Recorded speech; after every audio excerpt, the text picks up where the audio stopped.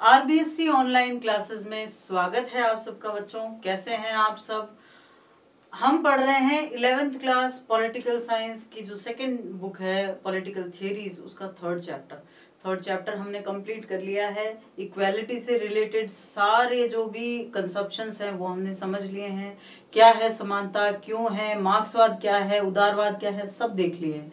आपने अगर नहीं समझा है, कोई भी चीज मिस कर दी है, तो first go and watch that video, ताकि आपके सारे कॉन्सेप्ट्स क्लियर हो जाएं। क्योंकि बच्चों जरूरी यही है, देखो जब आप इस क्लास में आए हो, जब आप हायर स्टडीज कर रहे हो, जब आप हायर क्लास में हो, तो इसका मतलब अब आपको रट्टा नहीं मारना है, आपको चीजों के कॉन्सेप्ट समझने हैं। तो वो आप तभी समझ पाओगे जब आप उनको ध्यान से पढ़ोगे, ध्यान से सुनोगे, ध्यान से समझोगे। ठीक है, तो चलो चलते हैं। जब चैप्टर खत्म हो गया है तो हमारा आज Q&A सेशन है, यानी कि हम क्वेश्चन एंड आंसर सॉल्व करेंगे। जरूरी भी है क्योंकि मार्क्स गेन करने के लिए तो यही चाहिए होते हैं। समझना तो खैर जरूरी है ही है, लेकिन मार्क्स गेन करने हैं तो क्वेश्चन आंसर भी पता होने चाहिए। ठीक है, तो चलो बात करते हैं क्वेश्चन आंसर्स की। चैप्टर है हमारा इक्वालिटी, समानता, और उसके फर्स्ट क्वेश्चन है, कुछ लोगों का तर्क है कि असमानता स्वाभाविक ही है। देखो जब बात करते हैं समानता असमानता की, तो हमने ये डिस्कस किया था कि जब कोई व्यक्ति पैदा होते हैं, दो व्यक्ति पैदा होते हैं, तो होता सबके दो कान, एक नाक, एक मुंह, दो आंखें, दो पैर, दो हाथ हैं, लेकिन कुछ असमानताएं जन्म के साथ ही आ जाती हैं। तो ये अलग अलग मत है कि कोई कहता है कि प्रकृति ने सबको समान बनाया है, कोई कहता है कि सब में असमानता है। तो ये अलग अलग मत जो है चलते रहते हैं। तो कुछ लोगों का तर्क है कि असमानता स्वाभाविक है, और जबकि अन्य लोगों का मत क्या है कि समानता है जो स्वाभाविक है, और असमानताएं हम अपने आसपास जो भी देखते हैं वो समाज द्वारा बनाई गई हैं। अब आप किस दृष्टिकोण का समर्थन करते हैं, इसके उत्तर में तर्क दीजिए या कारण दीजिए। देखो बहुत घुमा के क्वेश्चन पूछा गया है, ठीक है ना। कुछ लोग कहते हैं कि समानता बहुत नेचुरल चीज है, कुछ लोग कहते हैं कि असमानता बहुत नेचुरल है। आप क्या सोचते हैं, इसमें आपको लॉजिक देना है। जरूरी नहीं है कि मैंने जो लॉजिक दिया उससे आप सहमत हो, ठीक है ना, बिल्कुल जरूरी नहीं है। आप अपना आंसर भी लिख सकते हो, लेकिन मैंने बस आपको समझाने की कोशिश की है कि आप किस तरह से इसका आंसर दे सकते हो। Some people argue that inequality is natural while other maintain that it is equality which is natural, and the inequalities which we notice around us are created by the society. Which view do you support? Give reasons. ठीक है ना। तो आप क्या support करते हो, किस मत को समर्थन करते हो, वो आप पे डिपेंड करता है। मैं तो सिर्फ आपको ये बता रही हूँ कि आपको क्वेश्चन का आंसर देना कैसे। सबसे पहले हम देखेंगे कि असमानताएं कौन कौन सी होती है। पहली प्राकृतिक असमानताएं होती है। ये असमानताएं शारीरिक, मानसिक या भावनात्मक व्यक्तिगत लक्षणों के अंतर के कारण उभरती है। अब देखो जब छोटा बच्चा पैदा होता है वो समझता भी नहीं है। कई बच्चे बहुत शांत होते हैं, बिल्कुल चुपचाप सो जाते हैं, उठते हैं, दूध पीते हैं, वापस सो जाते हैं, फिर उठते हैं। कोई दिक्कत होती है तो रोते हैं, वरना नहीं रोते। और कई बच्चे इतना रोते हैं कि माँ बाप की नाक में दम कर देते हैं, ठीक है ना। तो यानी कि नेचर वाइज ही अलग अलग होते हैं। तो इनको हम कहते हैं प्राकृतिक असमानताएं। ये असमानताएं मनुष्य के जन्मजात गुणों की विभिन्न विशेषताओं और क्षमताओं का परिणाम है। इन प्राकृतिक अंतरों को भी बदला नहीं जा सकता है, ठीक है ना। ये आपको ध्यान में रखना है कि जो प्राकृतिक असमानताएं होती है इनको बिल्कुल बदला नहीं जा सकता। और इनकी वजह से जैसे कोई व्यक्ति, चलो ये तो रोना धोना ये बात अलग है, कोई व्यक्ति लंबा होता है, कोई व्यक्ति उसकी हाइट इतनी नहीं होती है, कोई व्यक्ति नेचर से या कह सकते हैं कि रंग से उसका, किसी का रंग सांवला होता है, किसी का रंग गोरा होता है, किसी की आंखें भूरी होती है, किसी की आंखें काली होती है, किसी की ब्लू होती है। तो यानी कि ये जो नेचर वाइज जो असमानताएं हैं इनको हम बदल नहीं सकते। फिर है सामाजिक असमानताएं। तो ये आपको अंतर पता होना चाहिए कि किस तरह से नेचुरल इनइक्वालिटीज होती है और कैसी सोशल इनइक्वालिटीज होती है। सामाजिक रूप से उत्पन्न असमानताएं असमान अवसरों यानी कि पारिवारिक पृष्ठभूमि, शैक्षिक कारकों आदि के परिणाम स्वरूप उत्पन्न होती है। सामाजिक अंतर समाज के मूल्यों को दर्शाते हैं जो कई बार अन्यायपूर्ण भी लग सकते हैं। जैसे आपके घरों में ये कह दिया कि छुआछूत है, कि इसको छूना नहीं है, इसको देख इसके यहाँ शादी नहीं होगी, ये जाति नीची है, ये जाति ऊंची है, ये धर्म बड़ा है। तो ये सब चीजें जो है अन्यायपूर्ण प्रतीत होती है और इनको हम कहते हैं सामाजिक असमानताएं। अब ये हमने क्यों बताया, या हमारा जो क्वेश्चन है उसका कंक्लूजन क्या निकलता है, निष्कर्ष में हम देखेंगे कि लिंग, रंग, नस्ल आदि के आधार पर भेदभाव समाज द्वारा जन्मजात विशेषताओं के आधार पर नहीं होता, बल्कि समाज द्वारा ही उत्पन्न किया जाता है। ठीक है, कुछ प्राकृतिक अंतर भी परिवर्तनशील हो गए हैं, अर्थात चिकित्सा विज्ञान और प्रौद्योगिकी में प्रगति ने कई विकलांग व्यक्तियों को बहुत कुशलता से काम करने में मदद की है। तो अब तो प्राकृतिक जो नेचुरल इनइक्वालिटीज है उनसे भी लड़ने का रास्ता मिल गया है। सदियों से चली आ रही कुछ असमानताएं न्याय संगत प्रतीत होती है और प्राकृतिक असमानताओं के आधार पर अर्थात महिलाओं को हर पहलू में पुरुष से कमजोर माना जाता है, इसलिए उन्हें समान अधिकारों से वंचित करना ये भी उचित माना जाता है, लेकिन उचित होता नहीं है। ठीक है ना, तो यानी कि कई बार क्या होता है कि हम क्या कह सकते हैं, हम इसमें से किस दृष्टिकोण का समर्थन कर सकते हैं, हम ये कह सकते हैं कि असमानता स्वाभाविक है, लेकिन कई असमानताएं हम जो अपने आसपास देखते हैं वो समाज द्वारा पैदा की गई है, जो कि बिल्कुल उचित नहीं होती है।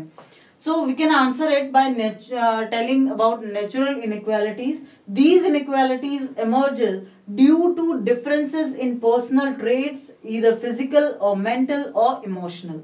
These inequalities are the result of different characteristics and abilities of inborn qualities of a man. These natural differences cannot be changed also. ठीक है, then social inequalities. Socially produced inequalities are emerged as a result of unequal opportunities, i.e. family background, educational factors, etc. Social differences reflect the values of society which may appear to be unjust. कई बार हमें ये अन्यायपूर्ण लग सकती है, होती भी हैं, कई बार अन्यायपूर्ण ही होती हैं। Then conclusively we can say that discriminations based on gender, color, race, etc. have been made by society rather than based on inborn characteristics. ये जो हम देखते हैं कि जेंडर के आधार पर, कलर के आधार पर, प्रजाति के आधार पर ये जो असमानताएं हैं ये सामाजिक होती है, जन्मजात नहीं होती। Some natural differences have become alterable also. For example, progress in medical sciences and technology has helped to several disabled person to work more efficiently. जैसे आपने जयपुर फुट का नाम सुना होगा। जयपुर फुट में ऐसे पैर बनाए जाते हैं जो बिल्कुल हूबहू ऐसा लगता है कि इंसान के नेचुरल लेग्स हैं और उन लेग्स के सहारे चला तो एटलीस्ट जा ही सकता है।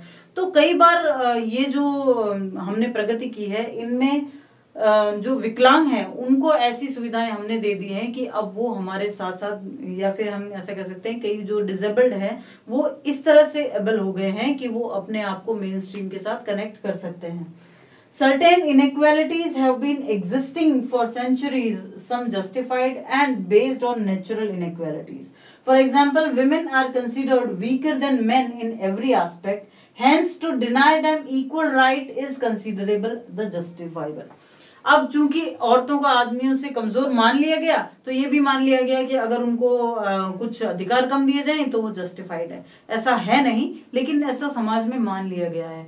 तो हम इसका कंक्लूजन या इसका निष्कर्ष सीधा सीधा ये कह सकते हैं कि असमानताएं स्वाभाविक होती हैं। बिल्कुल जेंडर के आधार पर असमानता हो सकती है, या कलर के आधार पर हो सकती है, हमारी हाइट के आधार पर हो सकती है, हमारे मेंटल जो हेल्थ है उसके आधार पर हो सकती है, हमारे एक्नॉलेजमेंट के आधार पर हो सकती है, विजडम के आधार पर हो सकती है, कई आधारों पर हो सकती है जो हमें असमानताएं आ सकती है। लेकिन उन असमानताओं के आधार पर किसी के साथ अलग बिहेव करना वो बिल्कुल अनजस्ट होता है, वो बिल्कुल ही अन्यायपूर्ण होता है, ऐसा नहीं होना चाहिए।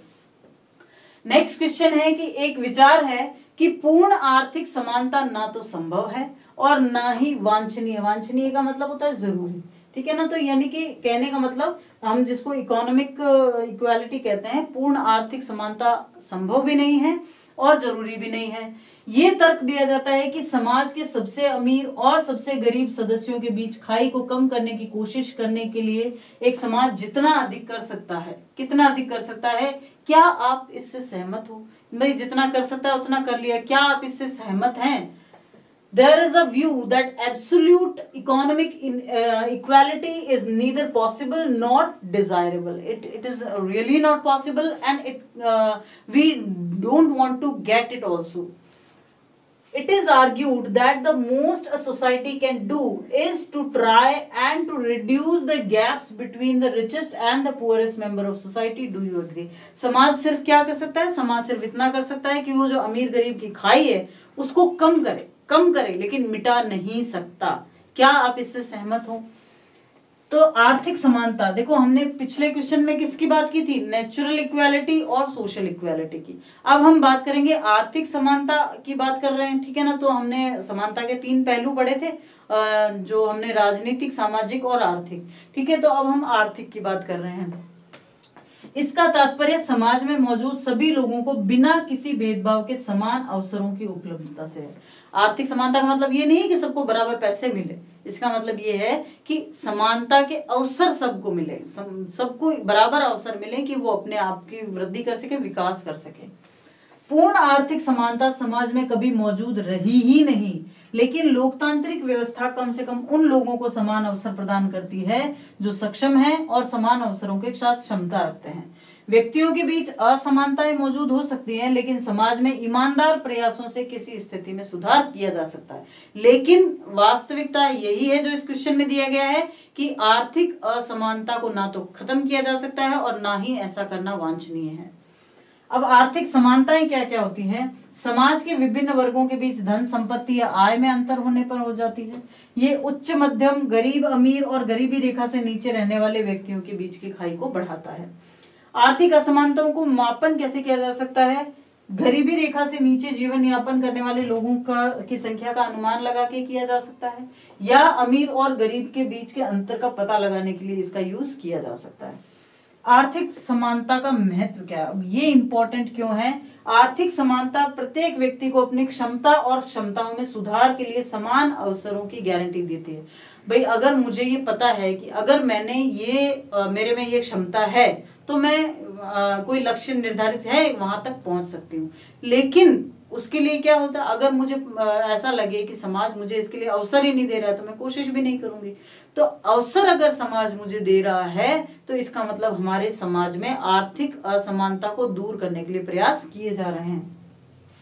आर्थिक समानता अमीर और गरीब या उच्च और मध्यम वर्ग आदि के बीच खाई को कम करती है, और आर्थिक विषमताएं समाज को और अधिक हिंसक बना सकती है, क्योंकि ऐसे समाज में सुधार नहीं हो सकते। जहां अमीर गरीब के बीच की खाई ज्यादा होती है, जहां विषमताएं ज्यादा होती है, वहां हिंसा भी ज्यादा होती है। So according to the question, first we should define what economic equality is. It refers to the availability of equal opportunities to one and all present in the society without any discrimination. This is the main thing which we should mention, without any discrimination. Absolute economic equality of income has never existed in society. हमारा आधा से ज्यादा answer तो हमें यही मिल जाता है कि जो एब्सोल्यूट इकोनॉमिक इक्वालिटी की हम बात कर रहे हैं वो तो समाज में कभी एग्जिस्ट करती ही नहीं थी, ठीक है ना। हमने मार्क्सिज्म को पढ़ा था। मार्क्स भी यही कहता है कि शुरू से ही ये वर्ग संघर्ष चला आ रहा है, चाहे सामंतों का हो, चाहे उसके बाद में राजशाही हो, चाहे उसके बाद में पूंजीवाद हो, ठीक है ना, चाहे सर्वहारा वर्ग का अधिनायक, तो ये तो चला ही आ रहा है। But democratic setup provides equal opportunities to at least those who are capable and possesses potential with equal opportunities. Inequalities may exist between individuals, but one's position may be improved with the sincere efforts in the society. फिर inequalities हैं कौन कौन सी? Economic inequality exists if there are differences in wealth, property or income between different sections of the society. और साथ साथ में it enhances the gap between the upper, middle, poor, rich and persons living below poverty line. Measurement क्यों किया जाता है? To estimate the number of people who are living below poverty line and to find out the difference between the rich and the poor. अब इसकी importance क्यों है, क्यों हम ये चिल्ला रहे हैं कि आर्थिक समानता हो, आर्थिक समानता हो, क्यों इसकी इतनी इंपॉर्टेंस क्यों है? First, economic inequality guarantees each and everybody equal opportunities to improve one's potential and capabilities. सबकी जो पोटेंशियलिटीज हैं, सबकी जो कैपेबिलिटीज हैं, उनका ज्यादा से ज्यादा एनहेंसमेंट कब होगा, जब उनको इक्वल अपॉर्चुनिटीज दी जाएगी, जब उनको समान अवसर दिए जाएंगे। Economic equality reduces the gap between the rich and the poor और हाई और middle class etcetera. Economic disparities can make society more violent because the reform cannot take place in such a society. इसलिए भी जरूरी है कि हम आर्थिक समानता हमारे समाज में पैदा करें, ठीक है ना, ताकि ज्यादा से ज्यादा हम उस हिंसा पर, उस गैप पर काबू पा सकें। अब तीसरा क्वेश्चन, पहले आप क्वेश्चन पढ़ लीजिए फिर हम इसका आंसर देंगे। देखो क्वेश्चन समझना है। हमने जो है अवधारणाएं देखी थी कि भाई जो आर्थिक समानता लाने के लिए कुछ अवधारणाएं हैं, उन अवधारणाओं को आप सुमेलित करना है, इनके साथ मैच करना है, लेकिन साथ साथ ही एग्जाम्पल भी देने हैं, ठीक है ना। तो कई बच्चे क्या करते हैं, मैंने देखा भी है जब ऑफलाइन क्लास में एक आधी स्टूडेंट्स के साथ, कि वो मैच सिर्फ मैच करके छोड़ देते हैं। इसीलिए मैंने इस स्लाइड में आपको सिर्फ क्वेश्चन ही दिखाया है कि आप ध्यान रखो कि यह पूरा क्वेश्चन क्या है। पूरा क्वेश्चन है इन अवधारणाओं को उपयुक्त उदाहरणों के साथ बताना है। आपको बताना है कि एग्जाम्पल देने हैं कि क्यों आपने इनको मैच किया है, उदाहरणों के साथ सुमेलित करना है, ठीक है ना। तो सबसे पहला है सकारात्मक कार्यवाही, दूसरा है अवसर की समानता और तीसरा है समान अधिकार। अब देखो समान अधिकार के साथ किसको कनेक्ट कर सकते हो आप, प्रत्येक वयस्क नागरिक को वोट देने का अधिकार है।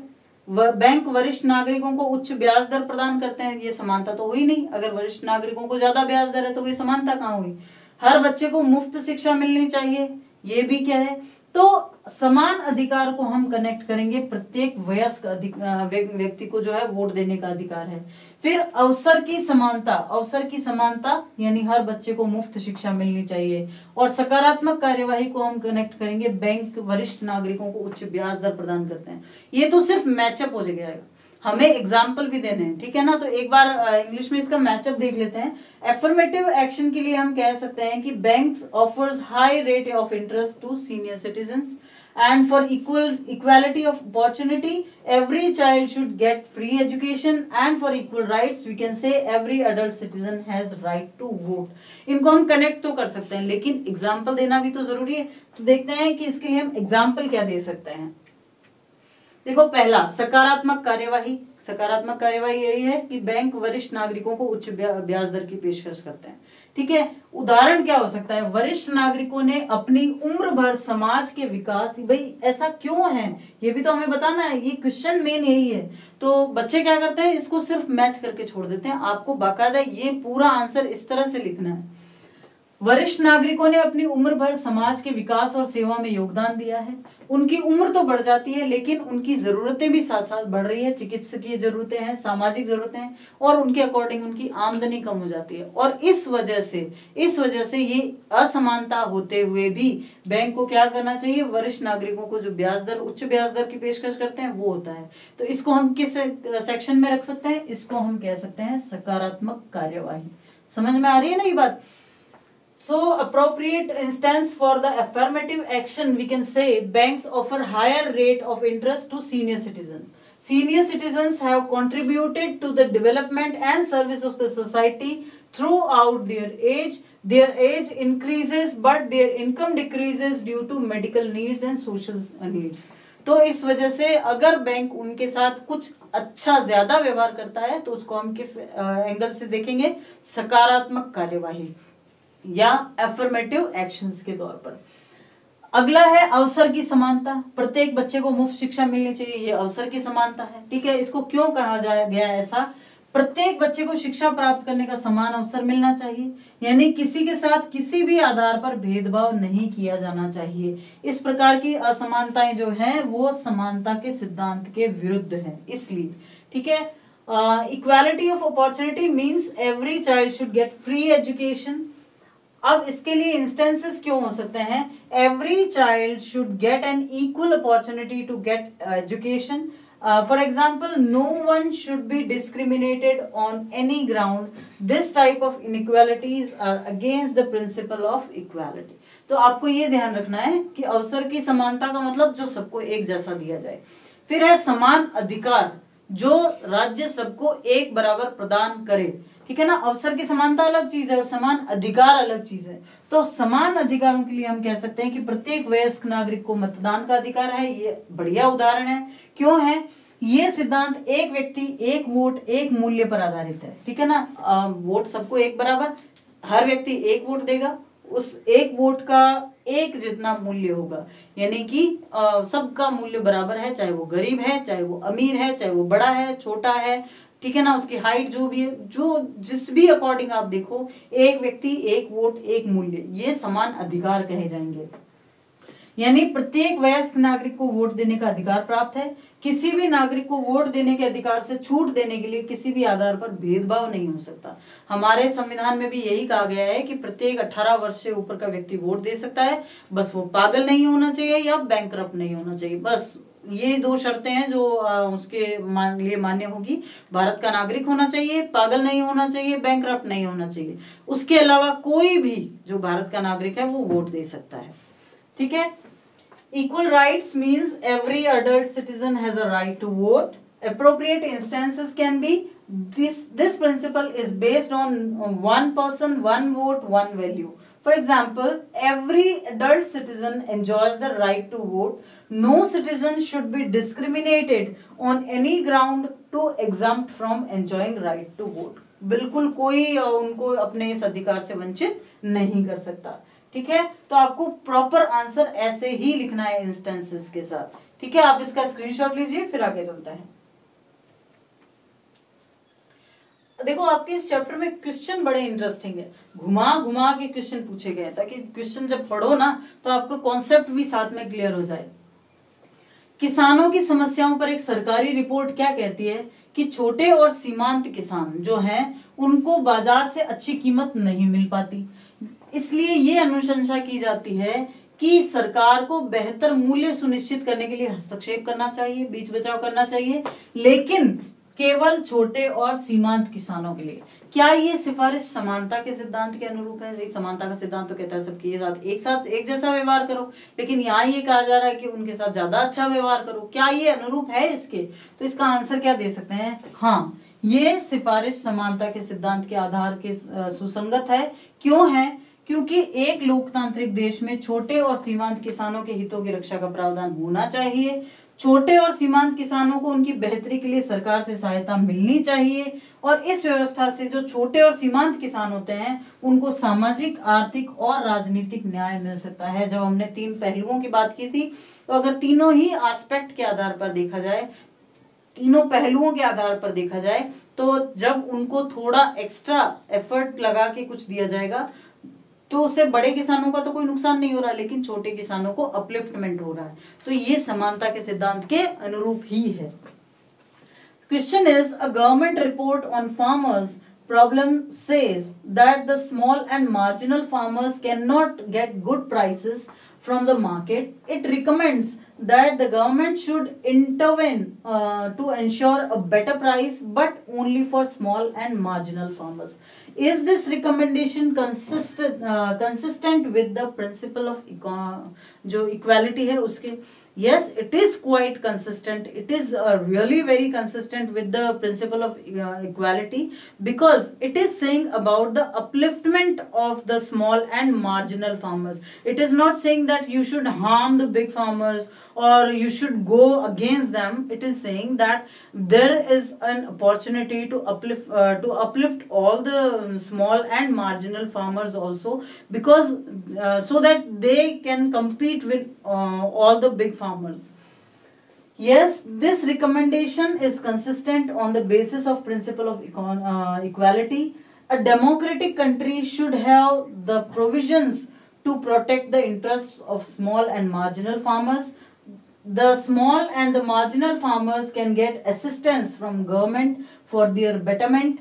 These farmers, medium and small, can get social, economic and political justice due to this arrangement.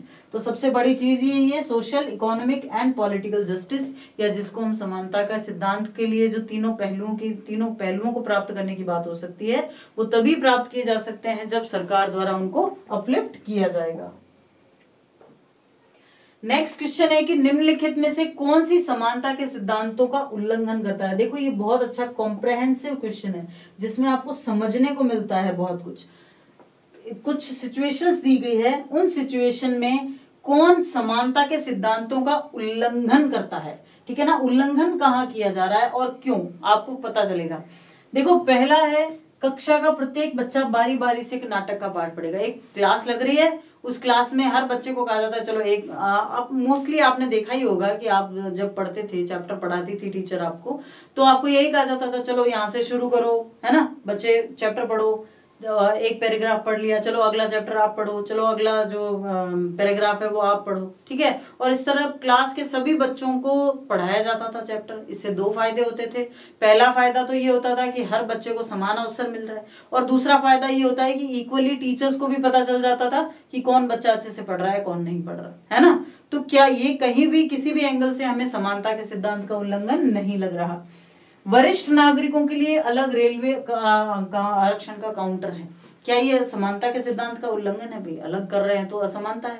नहीं, ये ऐसा इसलिए नहीं है क्योंकि वरिष्ठ नागरिक अगर सामान्य लाइन में खड़े होंगे, हो सकता है उनकी तबियत खराब हो जाए, हो सकता है उनकी कैपेबिलिटीज नहीं हो इस तरह से खड़े होने की, तो अगर उनके लिए अलग व्यवस्था कर दी गई है तो हमें कोई दिक्कत नहीं। और हमने पिछले क्वेश्चन में ये पढ़ा भी है कि उन्होंने पूरा जीवन समाज को दे दिया है, तो अब समाज को उनके बेटरमेंट के लिए कुछ करना ही चाहिए। फिर है, कुछ वन क्षेत्रों तक पहुंच कुछ आदिवासी समुदायों के लिए आरक्षित है। कुछ वन क्षेत्र हैं जो ट्राइबल्स के लिए आरक्षित कर दिए गए हैं। क्या ये गलत है?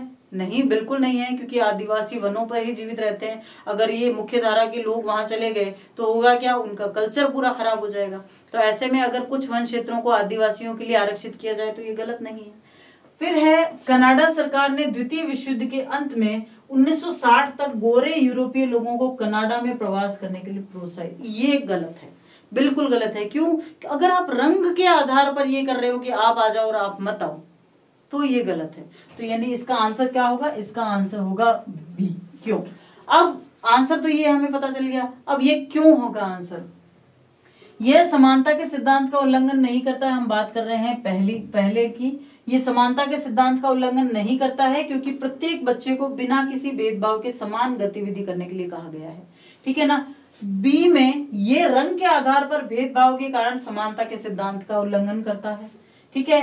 सी में ये समानता के सिद्धांत का उल्लंघन नहीं कर रहा है क्योंकि वरिष्ठ नागरिकों को सम्मानित किया जाना चाहिए और प्रत्येक व्यक्ति एक दिन समान विशेषाधिकारों का आनंद ले सकता है। भाई आज हमें ऐसा लग रहा है कि उनको ज्यादा मिल रहा है, लेकिन कल हम भी तो बूढ़े होंगे, जब हम होंगे तो हमें भी वही विशेषाधिकार मिल जाएंगे। फिर चौथा, ये भी समानता के सिद्धांत का उल्लंघन करता है क्योंकि सभी आदिवासी लोगों के साथ समान व्यवहार किया जाना चाहिए। किसी के लिए वन क्षेत्र आरक्षित करके किसी के साथ भेदभाव नहीं किया जाना चाहिए। ये नहीं होना चाहिए कि कुछ ट्राइबल्स के लिए कर दिया और कुछ के लिए नहीं किया।